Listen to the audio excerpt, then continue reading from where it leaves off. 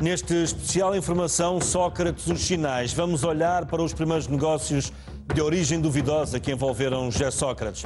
Nesta emissão vamos revelar-lhe algumas das expressões que Sócrates fazia aos jornalistas, com o testemunho na primeira pessoa de Manuel Catarino, editor executivo da Focus, em 2004, quando uma investigação da revista abordou as incongruências entre o nível de vida e os rendimentos de Sócrates. Manuel Catarino revela que Sócrates, para além de muitas pressões, chegou a chorar ao telefone para a história não ser publicada. E fiz parte, enfim, do grupo de editores que trabalhou e que editou um trabalho sobre o engenheiro José Sócrates. E já se falava na altura, enfim, da vida luxuosa do engenheiro Sócrates, nada compatível com o salário na altura, o salário de deputado.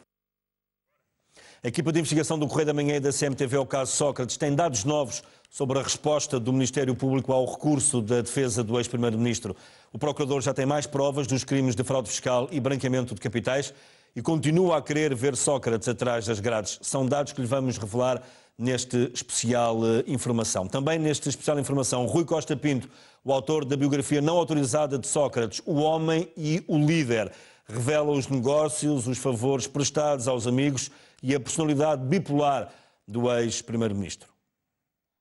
Eu sempre achei que todos os casos que envolveram José Sócrates eram de tal maneira gritantes e de tal maneira evidentes que qualquer coisa teria que suceder, porque nós ainda estamos numa democracia.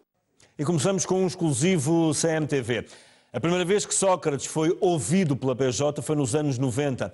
Em causa estava um empréstimo bancário para a compra de uma casa, ainda com Sofia Fava. O Montepio emprestou dinheiro a Sócrates, mas ao longo de 2 anos nunca cobrou qualquer prestação. A anomalia foi detectada quase por acaso, por causa de uma investigação a um gerente de uma dependência do banco. Sócrates foi ouvido pela PJ, mas após o desencadear da investigação, o empréstimo todo foi liquidado de uma só vez. A primeira vez que a Polícia Judiciária inquiriu José Sócrates foi no início dos anos 90, no âmbito de um inquérito, onde era investigada mais de uma dezena de processos de créditos irregulares num dos balcões do Montepio Geral. A CMTV sabe que este processo foi originado por outro, onde também tinha sido investigado um crime de burla por parte de um funcionário daquele banco. Nesse caso, foram detectadas as referidas operações de crédito, entre as quais a de José Sócrates, referente à aquisição de uma casa onde vivia com a sua então mulher, Sofia Fava. O inquérito, onde era investigado o referido funcionário bancário, incorporou outros 3, com data de 1996, um dos quais visava a referida operação de crédito de José Sócrates. No essencial, Sócrates tinha pedido dinheiro para comprar a casa, mas passado quase 2 anos ainda não tinha pago nenhuma prestação. Os investigadores convocaram-no para prestar declarações e José Sócrates, que nessa altura exercia funções de secretário de Estado no primeiro governo de António Guterres, mostrou-se surpreendido. Remeteu a responsabilidade para o banco. Pediu uma semana para aclarar o assunto com o Montepio. E no fim desse tempo compareceu de novo perante os investigadores da Judiciária com provas de que tinha pago integralmente o referido prédio. O caso acabou arquivado. Os processos em causa já foram destruídos por terem passado mais de 15 anos desde a data em que foram abertos. Álvaro Beleza, dirigente socialista, Carlos Anjos, ex-investigador da PJ e comentador da CMTV, Rui Costa Pinto, jornalista, autor da biografia não autorizada de Sócrates, intitulada O Homem e o Líder, e Miguel Alexandre Ganhão, subchefe de redação do Correio da Manhã, são convidados desta emissão especial da CMTV. Boa noite a todos, é um prazer estar aqui convosco. Miguel, começo por ti. Não é estranho uma pessoa ter um empréstimo numa instituição bancária e durante 2 anos não pagar esse empréstimo e aparentemente não dar por isso? Isto não é estranho? Bom, João, há aqui várias coisas estranhas neste empréstimo concedido a José Sócrates. A primeira dela é essa, é o excesso de generosidade bancária, não é? Um banco que faz um empréstimo e que durante 2 anos não exige a cobrança de uma prestação, é de facto, não é um banco, é uma Santa Casa da Misericórdia, não é verdade? E a segunda coisa estranha que existe neste empréstimo é, e isso a peça não disse, Este empréstimo no Montepio Geral é concedido por quem?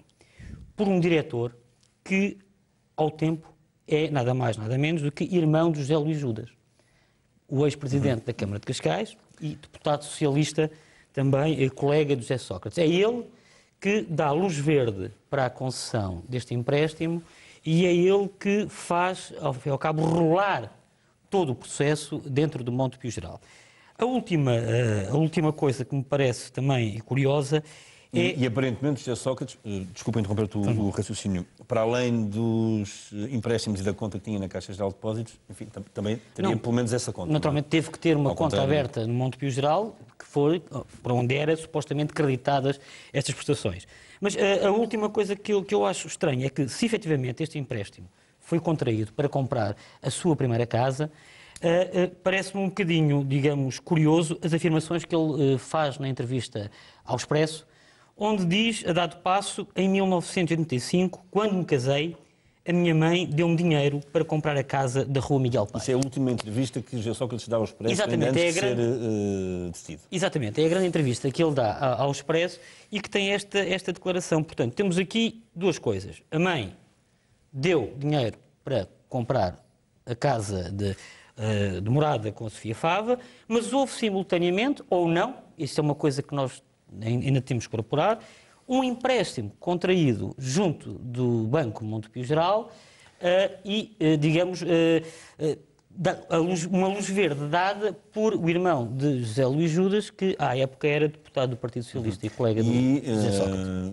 E eu até acho que se sentavam muito perto um do outro. Pois, a minha memória já não vai tão longe. No Parlamento. Carlos Anjos, com a tua experiência, enfim, tiveste muitos anos no crime económico, não é? Isto é normal com a tua experiência neste... Enfim, quer dizer... É normal um banco fazer um empréstimo a alguém durante 2 anos não lhe... Eu nem recorro à minha experiência como investigador. Nunca apanhei como investigador, até como cidadão. Não é normal, principalmente nos bancos, eles esquecerem-se de nos cobrar a renda da casa. Quer dizer, não é uma questão... Acho que nem é uma questão de polícia de sermos confrontados com isso no processo. Se alguém paga a renda da casa ou não paga. Aí confesso que nunca. Também nunca tivemos nenhum tipo de processo em que fosse investigado o não pagamento de uma renda de uma casa, porque, por norma, os bancos nunca se esquecem, naquele santo dia, de cobrar, de ir buscar, seja lá que prestação for, vão lá. E, portanto, a ter acontecido é algo inusitado. Um banco emprestar dinheiro para comprar uma casa e durante 2 anos não cobrar rendas da casa, quer dizer...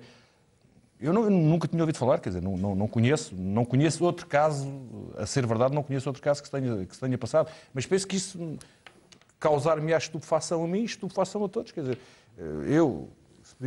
aliás, eu já comprei 3 casas e, portanto, eu posso responder mais do que os processos com a minha experiência pessoal.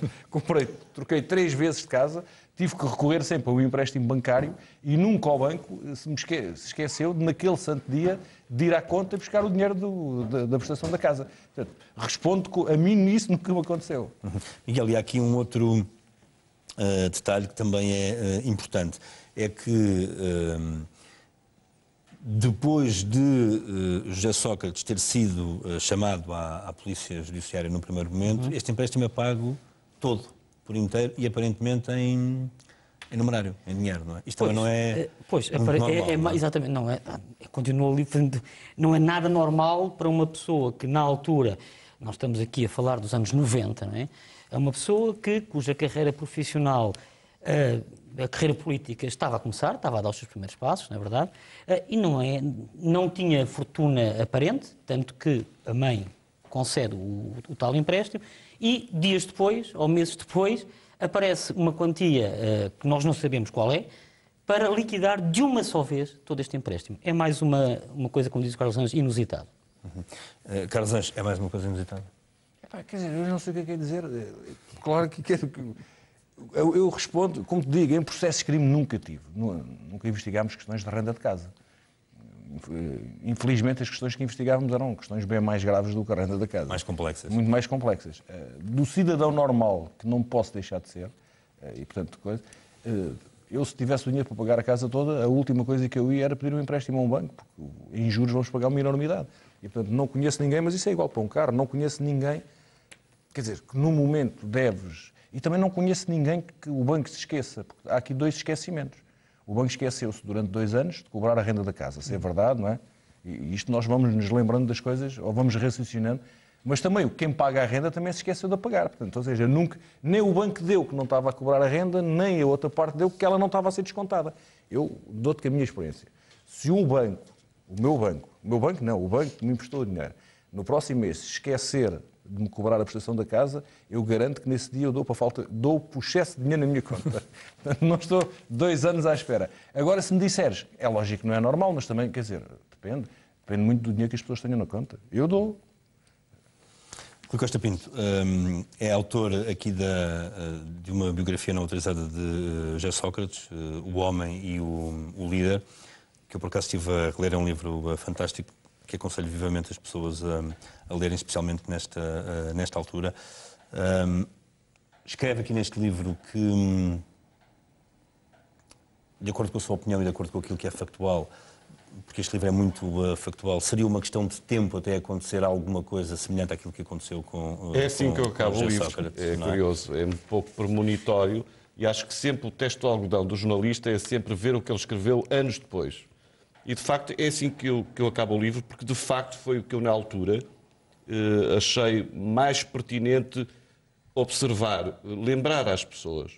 Eu recordo que essa é uma segunda edição atualizada, que já é depois do resultado das eleições de 2009, e a vitória de Sócrates em 2009 foi... Este livro foi lançado antes foi das lançado eleições. a primeira edição antes, mas a segunda edição foi depois, propositadamente, como é óbvio. E de facto aquela foi uma vitória extraordinária. E foi tão extraordinária que eu achei que devia dizer isso, e até para criticar o próprio jornalista e o próprio jornalismo. Como é que foi possível alguém com este passado, com esta série de incidentes, chegar a 2005 e ter uma maioria absoluta e chegar a 2009 e repetir uma vitória eleitoral. Portanto, mais do que criticar a pessoa, o político, eu acho que também era um alerta para os jornalistas e para o jornalismo. O que é que falhou na comunicação social? Tudo, senão não era Com José possível. Sócrates. Tudo, senão não era possível um político chegar com um lastro destes a 2005 e ganhar, enfim, ter uma maioria absoluta e em 2009 repetir, portanto, essa vitória. Porque, repara, o jornalismo de investigação em Portugal, muitas vezes, fica pela rama. Não fica pela rama porque os jornalistas são maus. Fica pela rama porque, muitas vezes, não há meios, não há condições. Eu recordo sempre aos jornalistas de investigação que não fazia mal nenhum terem uma folha Excel ao lado para ver quanto é que custa uma boa investigação. E isso é um problema do país, é um problema do jornalismo. Mas o que a mim me importa é, mais do que relevar a questão da personagem A, ou B ou C, é como é que é possível em Portugal isto acontecer. E se calhar não é bom que isso tenha acontecido. Mas houve jornalistas e órgãos de comunicação social que se vergaram perante o poder de José Sócrates? Houve aqueles que investigaram e não investigaram o suficiente, entre os quais me incluo. E se calhar houve outros que se vergaram, não é? Por razões diferentes, por razões, com certeza, cada um poderá explicar. Álvaro Beleza, boa noite, muito obrigado pela presença, é um prazer tê-lo aqui. Há, de facto, alguma espécie de problema em Portugal neste escrutínio que é feito aos políticos? Há um déficit da parte da população em geral, independentemente dos jornalistas ou não, alargando um bocadinho mais o leque, há um déficit de escrutínio dos políticos em Portugal? Muito boa noite a todos. Eu acho que em Portugal temos uma república, uma democracia liberal ainda muito recente, não é? 40 anos é muito pouco na história de um país, e na nossa, que tem quase 1000 anos, claro, ainda é mais pequena. E, de facto, desde o liberalismo do século XIX até agora, eu penso que nós ainda temos muitos hábitos e vícios de corte e maus hábitos, quanto a mim, de subserviência em relação ao poder. Veja-se o caso do Espírito Santo, que todos achavam que era um banqueiro, o dono disto tudo, um banqueiro fantástico, todos confiavam. Aliás, houve alguém que nessa comissão de inquérito disse isso mesmo e que trabalhou com ele. Quem é que não confiava nele?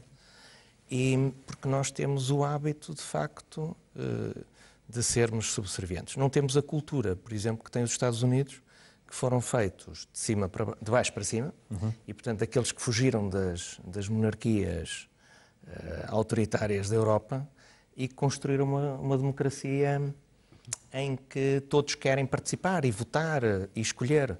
E é por isso que na República Americana escolhe-se o chefe da polícia, o xerife, escolhe-se às vezes os procuradores da República, vota-se para os deputados e sabem quem são, os senadores, o Supremo Tribunal de Justiça é nomeado pelo Presidente com escrutínio do Senado, e é tudo escrutinado, e, portanto, como dizia o Alex Tocqueville, no fim do livro dele, da Democracia na América, o comentário que ele faz é que talvez o mais importante da democracia nos Estados Unidos era a imprensa livre. Portanto, a imprensa é fundamental para uma democracia saudável. E, portanto, penso que tem um pouco a ver com isso, e Portugal, de facto, tem poucos hábitos de participação, de partilha de poder. Praticamente não existe sociedade civil e, portanto, é um país governado por elites desde da corte de Dom Afonso Henriques. Aliás, o Dom Afonso Henriques fugiu da corte e foi para Coimbra, percebeu que tinha que... Já lhe passo. Muito rapidamente, tenho aqui uma peça importantíssima para... O que eu ia dizer é que, corroborando o que o Rui e o Dr. Alvarez disseram, nós tivemos, o que se passou um pouco com o Ricardo Salgado, passou-se com o José Sócrates. Ou seja, na verdade, não é a sociedade civil, mas a imprensa só passou a ser acutilante com estas duas figuras depois de eles estarem completamente esticados no chão. Ou seja, enquanto eles tiveram poder, ninguém ousou atacá-los diretamente.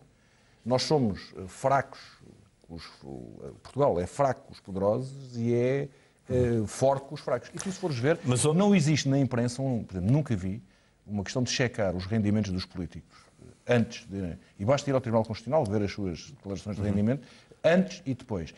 E não existe o sequer... último órgão que fez isso justamente com o José Sócrates foi e não existe sequer a condenação da falta de ética. Ou seja, nós agarramos à questão do crime. É preciso... eu exijo aos políticos, ou gostava que o meu país exigisse, então a pergunta é a ética republicana. Mas, não, mas Carlos, deixa-me só dizer-te uma coisa, porque os alertas em relação às incongruências entre o nível de vida e os rendimentos de José Sócrates não são de agora. Pelo menos desde 2004, que já começaram a sair alguns alertas na imprensa. Falta de transparência, sinais exteriores de riqueza não compatíveis com o salário de deputado. São factos que remontam a 2004, quando a revista Focus investiga negócios pouco claros, onde o engenheiro José Sócrates aparecia já envolvido. A vida secreta de José Sócrates é o tema da capa da publicação. Faz tremer o, na altura, candidato à liderança do Partido Socialista. Que o líder que for escolhido no Congresso ostentará já as marcas da batalha. Mas nada melhor para um líder político do que ostentar as marcas da batalha. Porque isso é que lhe dá força e genuinidade. Batalha pela liderança do PS.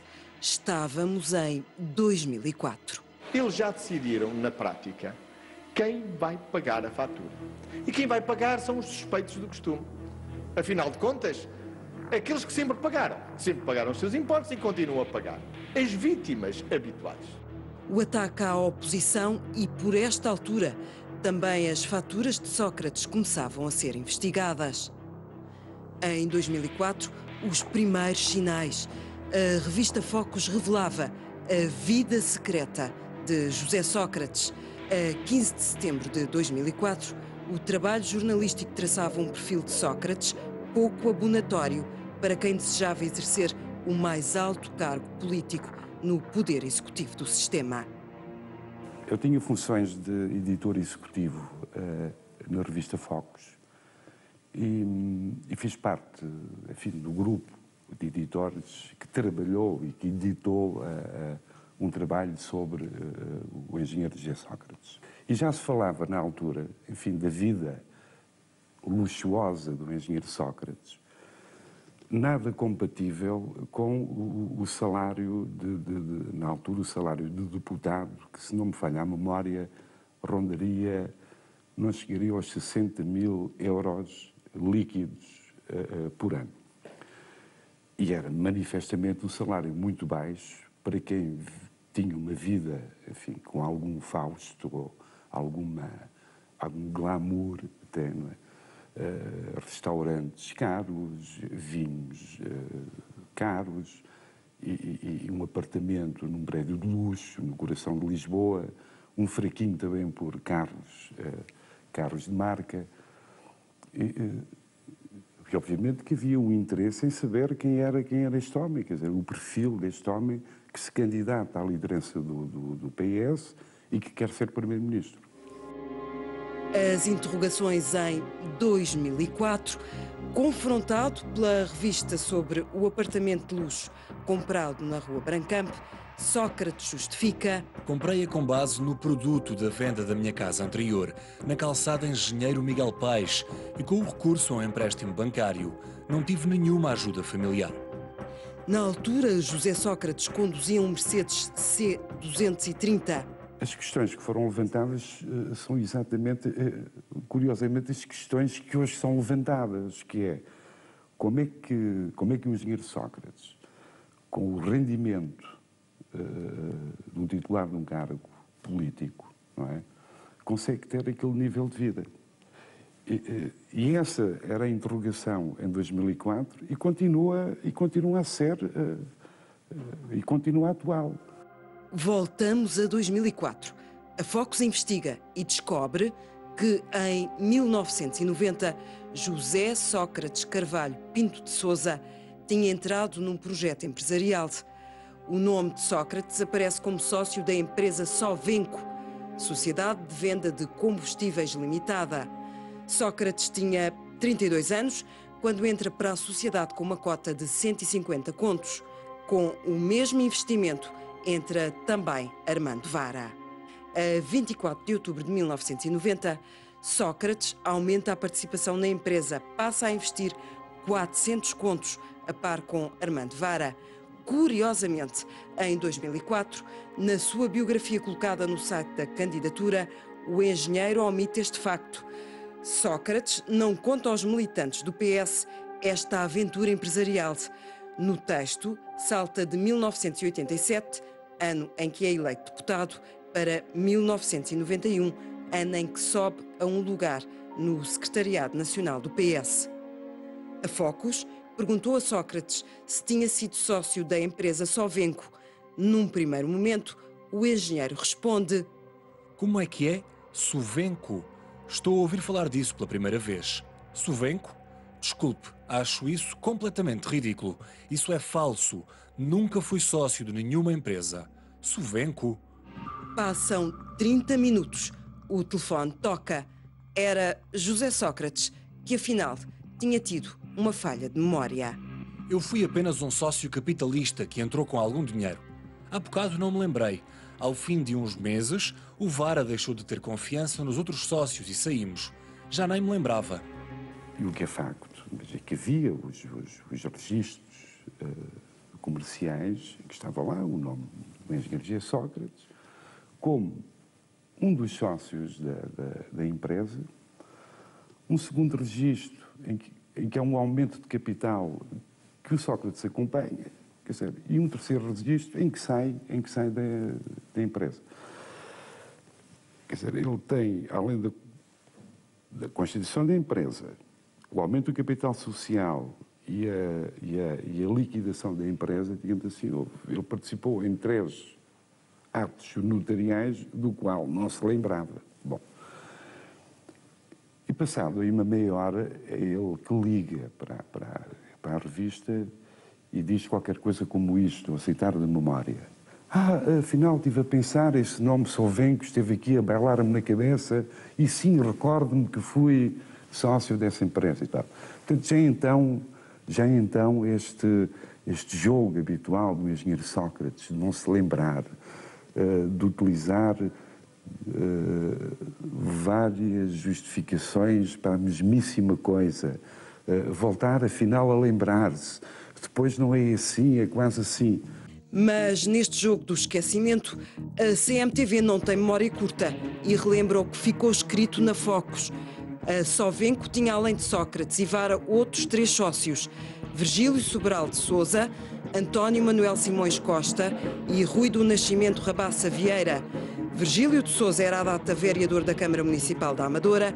Depois foi Armando Vara a subir ao cargo de vereador na mesma Câmara em 1993. Virgílio de Sousa, o sócio, acabou em tribunal por causa de um caso de corrupção no Centro de Exames de Condução de Tábua. No processo, Virgílio de Sousa, um dos sócios de Sócrates, foi considerado pelo juiz o arquiteto do sistema de corrupção que existia no centro de exames. O antigo sócio de Sócrates foi condenado a 4 anos de prisão efetiva. Ligações perigosas. Em 1995, Sócrates sobe ao poder como secretário de Estado adjunto do Ministro do Ambiente. E em 95, mais um sinal. A construção de uma biblioteca municipal na Covilhã dá que falar. Em jogo estava a suposta intervenção de Sócrates para levar a bom porto a atribuição da obra a uma das empresas que estava a concurso. Conversas de Sócrates são interceptadas pela PJ. De sinal em sinal, o nome de Sócrates fica também associado à teia de Felgueiras, na investigação nas áreas do tratamento de resíduos urbanos e a sua relação com o financiamento de atividades partidárias. Ao longo dos anos, são muitos os pontos de interrogação que ficaram sem o esclarecimento devido. Isto faz-me lembrar aquela marca conhecida do brandy, não é? Que tinha uma fama que já vinha de longe. Portanto, isto não é de agora, já vinha desde 2004, pelo menos.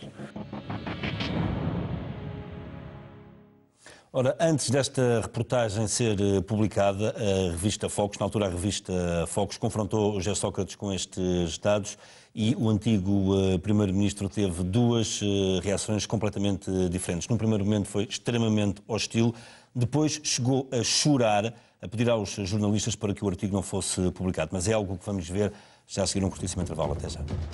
Antes de publicar a reportagem sobre Sócrates, a revista Focus confrontou o então aspirante a primeiro-ministro, líder do PS e depois a primeiro-ministro, com os factos investigados. Chamada após chamada, foram vários os tons usados por Sócrates em resposta aos jornalistas. Os registros oscilaram entre o animal feroz e o choro. Sócrates chegou a chorar ao telefone para que o artigo não fosse publicado. Está lá? Está. Para já só se fala de novo. E chorou ao telefone. Chorou a pedir para que a revista não publicasse nada daquilo. Olá, como está, meu caro? Obrigado. Vamos andando. Deixou subentendido que se a revista calasse aquela verdade, que toda a gente que contribuísse para calar aquilo poderia vir a ter algum benefício. Sim, boa noite. É José Sócrates que fala, como está? Oi. Um homem que chora, eu não acredito naquele choro, não acredito. Aquilo, para mim, aquilo que eu sei, eu creio que aquilo foi uma parte gaga do engenheiro Sócrates, não é? Uma vez que não estava, eu consegui de outra maneira, quer dizer, uma pressão emocional sobre alguém. Não acredito que tivesse sido um choro sincero, não acredito nisso. Quando o telefone toca e José Sócrates chora, os factos remontam a 2004 e às reações de Sócrates quando é confrontado com a investigação jornalística da revista Focus. Manuel Catarino era à data editor executivo da publicação. Acompanhou e editou o trabalho da Focus. Ouviu as chamadas entre o jornalista que investigou e o antigo governante. É também testemunha dos diferentes registros utilizados ao telefone pelo, na altura, candidato à liderança do PS, com a ambição de chegar a primeiro-ministro. Face à matéria que ia ser publicada a 15 de setembro de 2004, num primeiro telefonema da iniciativa da revista, José Sócrates reagiu assim.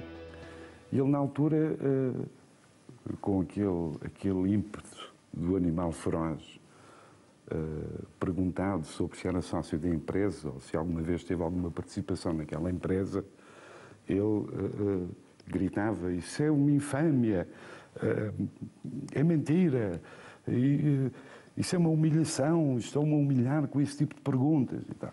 Ao telefone com José Sócrates. Este é um dos tons do engenheiro quando confrontado com investigações jornalísticas. Recuperamos conversas do antigo governante nas escutas do processo independente.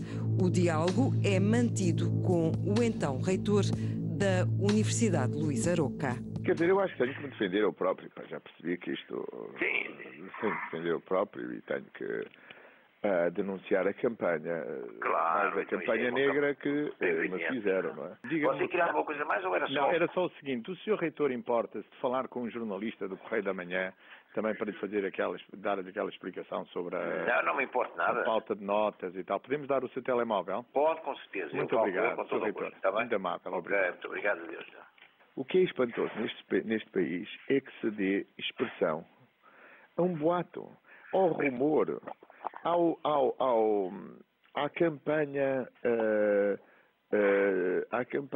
suja, a coberta do anonimato, e que se pretenda transformar essa campanha numa...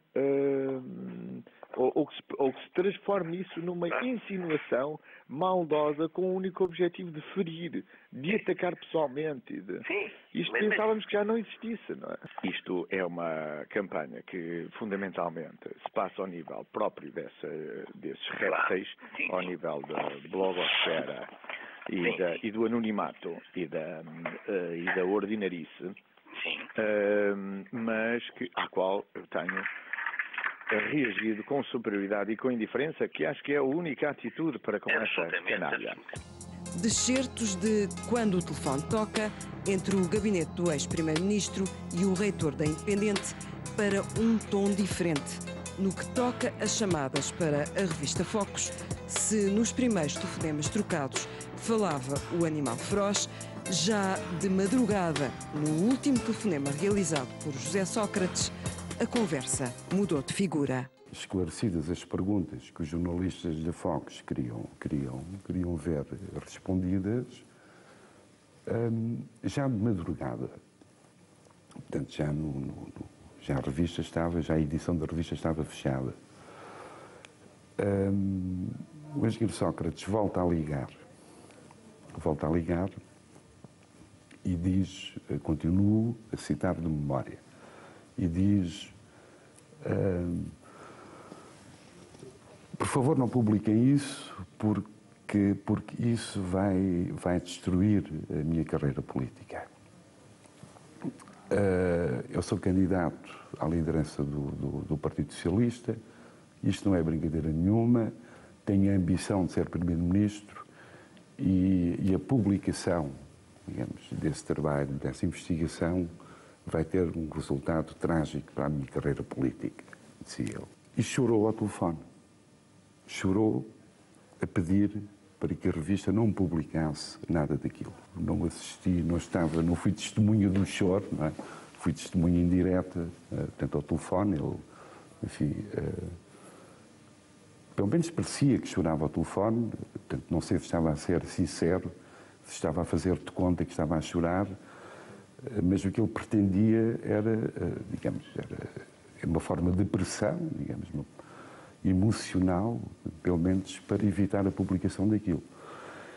E acabou o telefonema dizendo qualquer coisa do género, vejam lá bem, porque, ainda com voz embargada,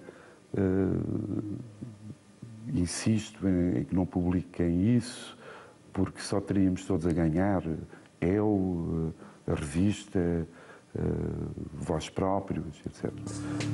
A chorar para silenciar. Estávamos em 2004.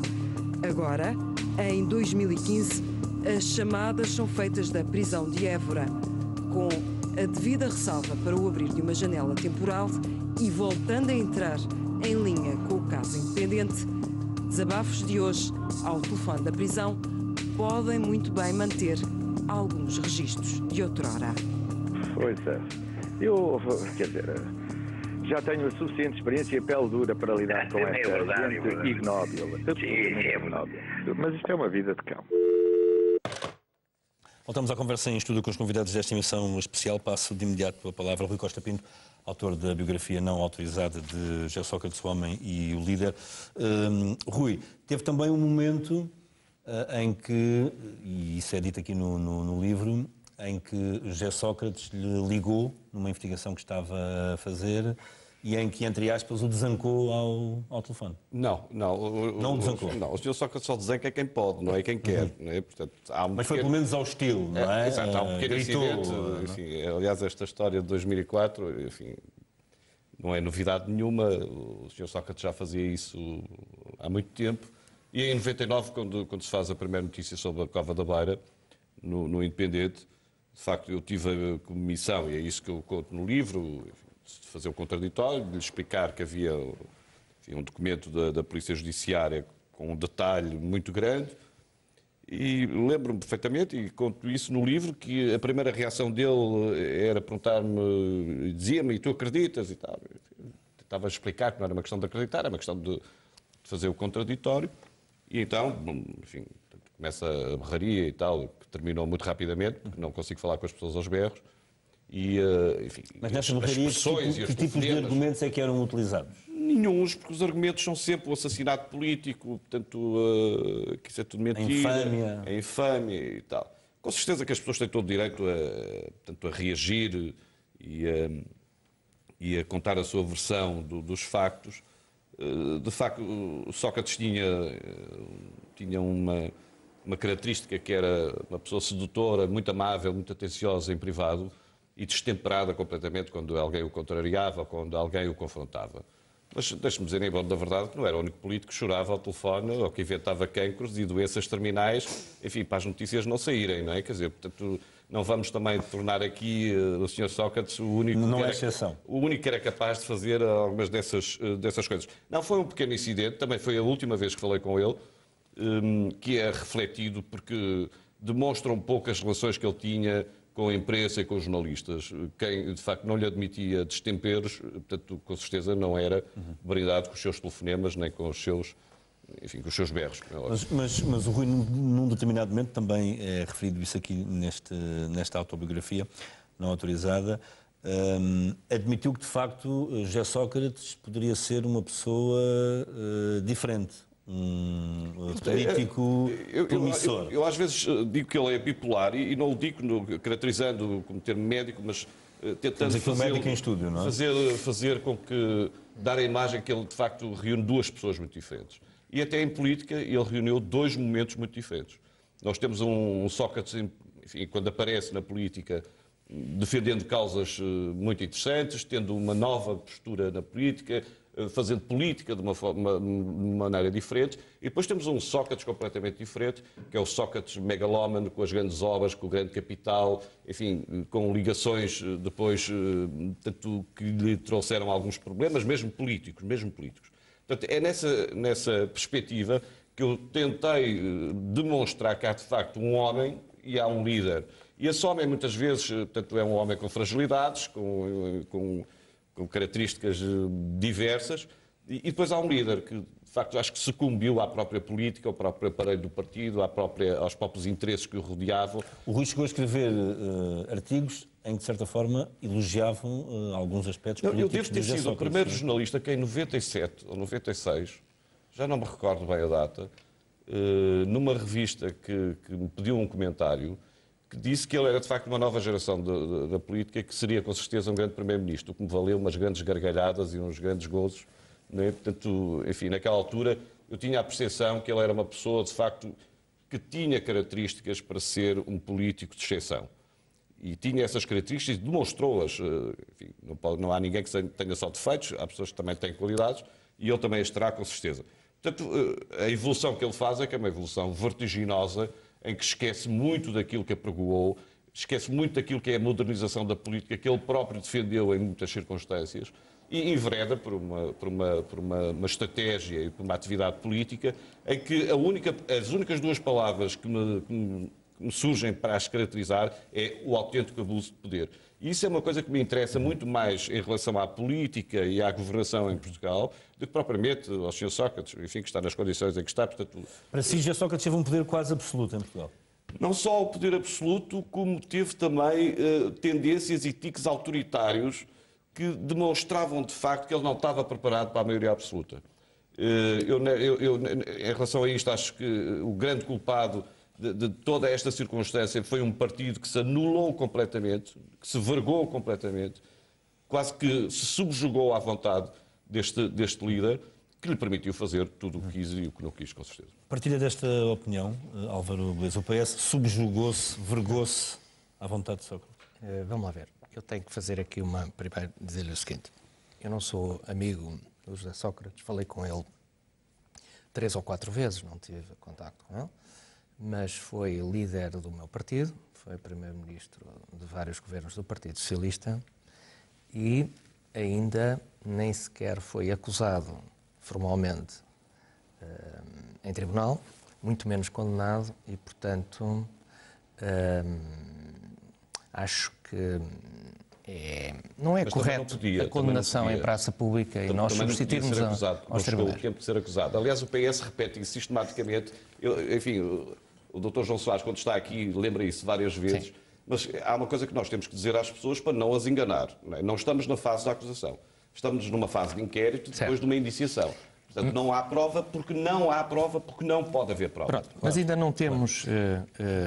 ainda não está o chamado trânsito em julgado e, portanto, não foi condenado sequer, nem sequer ainda acusado. Bem, nem podia ser. Quanto à questão política, o que eu tenho a dizer é o seguinte. Nós em Portugal temos um sistema político e partidário, e no Partido Socialista também, em que os líderes dos partidos têm excessivo poder. Têm excessivo poder. Nós temos um sistema presidencialistas, tanto no PS como no PSD. E os primeiros-ministros têm um poder excessivo. Eu próprio tenho defendido, e ainda no último congresso voltei a falar nisso, o sistema inglês em que os ministros ou primeiros-ministros têm que ser deputados. E para serem deputados têm que ser eleitos no seu círculo. Aliás, agora o líder do Partido Democrático Liberal inglês está em risco de não ser eleito. Portanto, nunca poderá ser membro do governo. Claro. E isso faz toda a diferença, porque dá mais humildade e proximidade entre os eleitos e os eleitores. E levei o meu filhote de 10 anos à Inglaterra há um ano para lhe mostrar o número 10 de Downing Street, para lhe dizer que, ao contrário de Portugal, lá o primeiro-ministro está no número 10 de uma rua. É simbólico. Em Portugal, o poder está num palácio. Um país tão pequeno, que é metade da cidade de São Paulo, somos mais ou menos a população de Londres, mas damos-nos demasiada importância. E temos, de facto, um culto do poder excessivo, na minha opinião, em relação ao primeiro-ministro, aos líderes dos partidos e aos governos. Ser ministro em Portugal é uma coisa extraordinária. Portanto, é aquela tradição que eu falava, ainda muito aristocrática, muito antiga, muito... Salazarenta. Que contamina a vida política portuguesa. E aquela frase do pai sou ministro. Exatamente. As pessoas em Portugal não têm aquela simplicidade. Eu, a primeira vez que fui à Bélgica, lembro-me que me contaram que o rei Balduíno, na altura, andava de elétrico. Eu achei aquilo fantástico. E o meu avô contou-me aquilo, como quem diz, no tempo de Salazar, isto é que é uma democracia. Até um rei, na monarquia, anda de elétrico. Nós não temos esta cultura em Portugal. Nós aqui é a cultura do carro preto e de sim, senhor ministro, e tudo com uma grande corte. E esta é que é a reforma que o país tem que ter. É, no fundo, devolver o poder às pessoas. Portanto, eu posso compreender das suas palavras que, de facto, o PS se vergou, se anulou perante o Sócrates. Não, o Partido Socialista tem esta cultura portuguesa e, de facto, infelizmente, anula-se muito perante qualquer que seja o secretário-geral. É igual com todos, até com o meu amigo seguro que esteve há pouco tempo. É igual.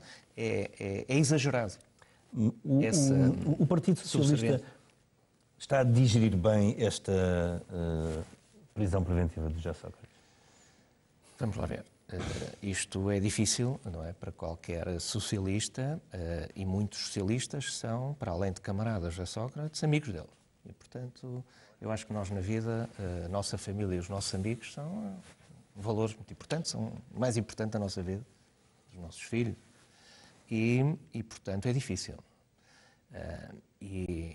Mas acho que está a saber lidar, nomeadamente, quero aqui dizer que o líder do partido tem tido a sabedoria de lidar com este assunto, de facto. Concorda com esta estratégia da atual direção da equidistância face àquilo que é a justiça e na prática, a isolar Sócrates do Partido Socialista? Vamos lá ver.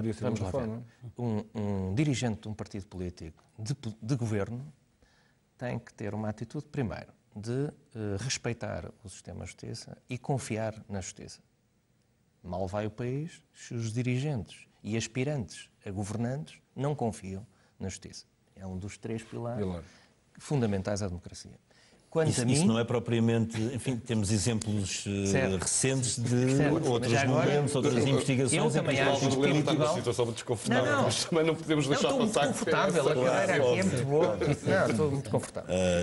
E nós agradecemos da sua... Não, por amor de Deus. E estou até mais confortável, como sabe, como sou médico, não sou da justiça, estou mais à vontade até. Mas a questão é que eu acho que em Portugal ainda não há uma efetiva separação de poderes. O que é que se quer dizer? O que é que tem que haver?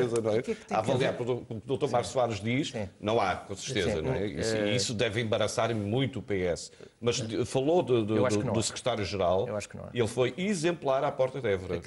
Foi absolutamente exemplar. António Costa lembrou-se de dizer que deviam ser dados os meios para a investigação e que se devia respeitar a presunção de inocência. Foi absolutamente exemplar. Foi mais que equidistância, porque não se esqueceu de dizer que a investigação tem que ter meios para trabalhar. Ou seja, Álvaro Beleza foi um homem muito próximo de José Seguro e uma das estratégias políticas de José Seguro foi cortar com o passado socrático, digamos assim.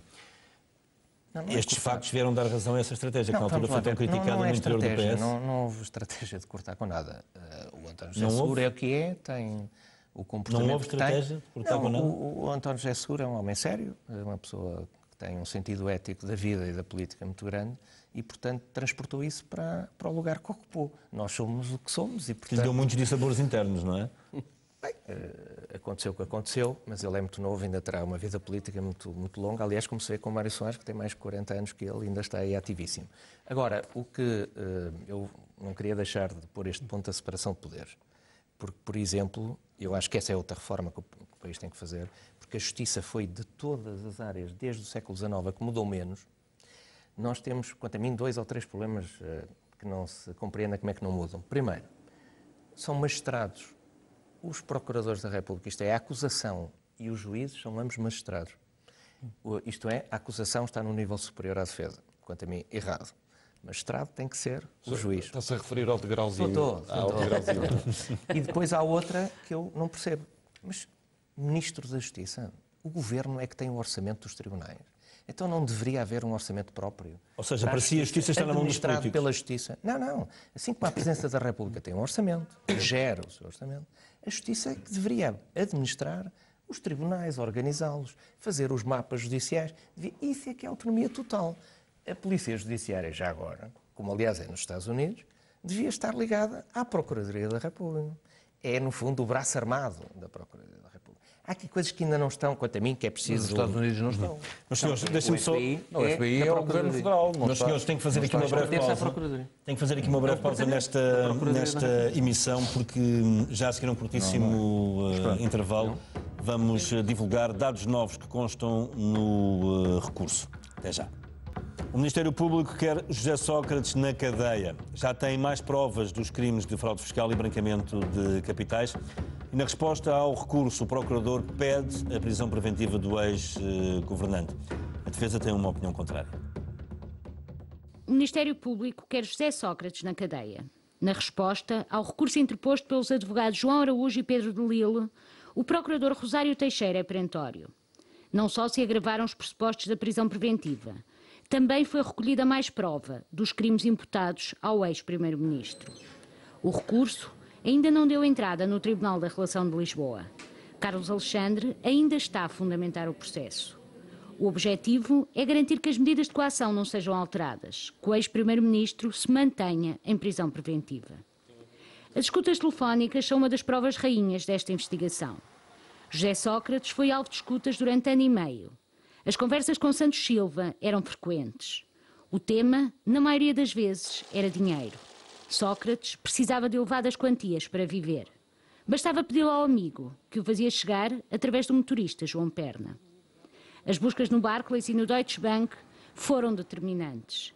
Os investigadores encontraram provas de que Sócrates tentou criar um fundo de investimento para esconder os imóveis. O objetivo era blindar o património, evitar que o Ministério Público encontrasse o rastro de milhões. Informação vinda da Suíça, onde estavam os 25 milhões que seriam de José Sócrates, também já foi junto ao processo e seguirá para a relação.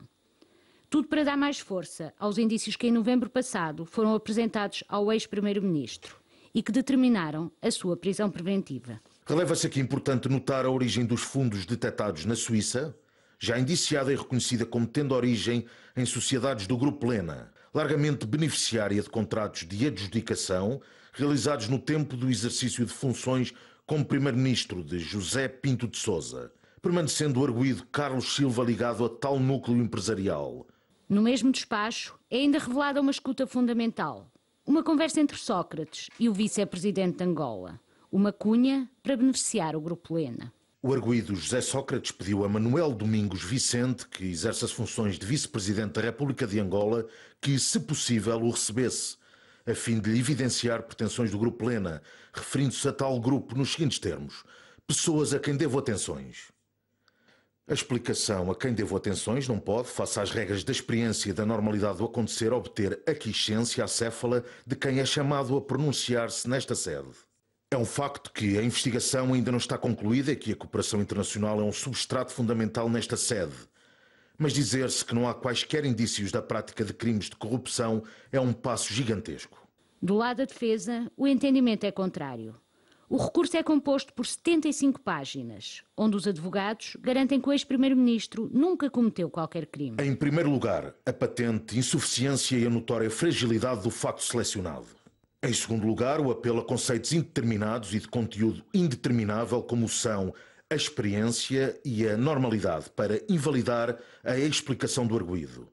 Ela, sim, verossímil, segundo a experiência normal, face à chamada, consagrada, normal e aplaudida diplomacia económica. Em terceiro lugar, a extravagante proposição sobre o passo gigantesco necessário a afirmar que não há quaisquer indícios da prática de crimes de corrupção. Este processo, o processo de Sócrates, é, como todos os processos criminais, um processo político. Não no plano poucochinho da luta partidária, mas no plano do que está verdadeiramente na origem da política: a liberdade e o poder. João Araújo vai mais longe nas acusações. Fala em espetáculo de derrube e destruição.